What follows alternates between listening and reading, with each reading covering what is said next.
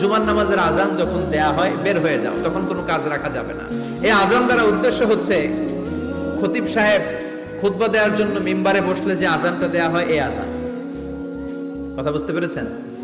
কিন্তু দুর্ভাগ্যজনক হলে সত্য, আমাদের বাংলাদেশে এই আজানটা কেন যেন মুয়াজ্জিন ভাইরা ইমাম সাহেবের সামনে এসে আস্তে আস্তে দেয়, ছোট ছোট করে ইমাম সাহেবের মুখের উপরে দেয়, মাইকে দেয় না। এটা পাইছে কই? এটা যে কোত্থেকে ঢুকছে এক আল্লাহই ভালো জানে। আজান মানে অ্যানাউন্সমেন্ট। আজান মানে কি? কথা বলেন। অ্যানাউন্সমেন্ট কি জোরে হবে না আস্তে? তো সব আজান মাইকে এত সাউন্ড করে, এই আজানটা ইমাম সাহেবের মুখের সামনে এসে ছোট ছোট করে কেন দেয়? এটার কোনো দলিল আছে বলে আমার জানা নাই। এই আজানটা মাইকে হতে হবে। আমি পৃথিবীর যত দেশ ঘুরেছি, অনেক বড় বড় মসজিদে আমি জুমার সালাত করেছি, সব জায়গায় মক্কাতুল মুকাররমা সহ মসজিদে নববী সহ সব জায়গায় খতিব সাহেব জুমার মিম্বারে বসার পরে যে আজানটা দেয়া হয়, এটা অন্যান্য আজানের মতো মাইকে দেয়া হয়।